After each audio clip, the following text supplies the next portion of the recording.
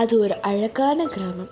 பூக்கள்லாம் அழகாக மலர்ந்துருக்கு. அங்கே 2 அக்கா தங்கச்சிங்க இருந்தாங்க. அவங்க 2 பேருமே பறவை. அவங்க பேர் மித்ரா, சித்ரா. அவங்கள சுற்றி என்ன நடக்குதுன்னு பேசிக்கிட்டாங்க. சித்ரா, நீ ஏன் இப்போவே பறக்க மாட்டேற? கீழே விழுந்துக்கிட்டே இருக்க.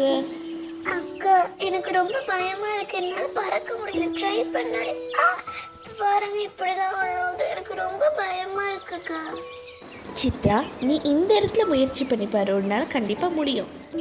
அக்கா, ஆனால் என்னை வீட்லேயே அடைச்சி வச்சுட்டாங்க.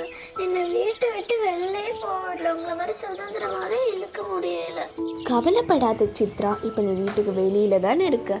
இப்போ நீ ட்ரை பண்ண உன்னால கண்டிப்பாக முடியும் சித்ரா. அப்படியா சொல்றீங்கக்கா? ஆனால் நான் விழுந்துட மாட்டேன். நானும் அப்படிதான் சித்ரா, விழுந்து தான் கற்றுக்கிட்டேன். உன்னால் கண்டிப்பாக முடியும் சித்ரா. சரிக்கா, முயற்சி பண்ணுறேன். என்னால் பறக்க முடியும்னு நினைக்கிறேன். விழுந்துட்டேன். இப்போ என்னால் முடியுது. கொஞ்சம் கொஞ்சமாக முயற்சி பண்ணலாம். எனக்கு வருதுன்னு நினைக்கிறேன்.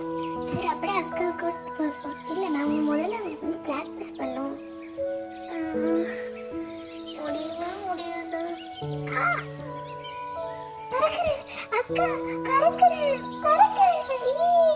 பறக்க ஆரம்பிச்சிட்டு என்னால பறக்க முடியுது. அக்கா, என்னால பறக்க முடியுது. பாருங்க அக்கா. சித்ரா, நீ பறந்ததை நான் பார்த்தேன். ஆமாங்கக்கா, நீங்க சொன்ன மாதிரி என்னால பறக்க முடிஞ்சிச்சு. ஆரம்பத்துல விழுந்தானே நான் கொஞ்சம் கொஞ்சமா கத்துக்கிட்டேன். மித்ரா விடாமுயற்சியோட பயிற்சி செஞ்சுக்கிட்டே இருந்தா. அதனால கடைசியில் அவளால் பறக்க முடிஞ்சிச்சு. ஆரம்பத்தில் அவள் முயற்சியே செய்யாததுனால தான் அவளால் பறக்கவே முடியல. இந்த கதையோட நீதி, விடாமுயற்சி என்றும் வெற்றியை தரும். இந்த வீடியோ பார்த்த எல்லாருக்கும் மிக்க நன்றி. இன்னும் நிறைய வீடியோஸை பாருங்கள். தேங்க்யூ.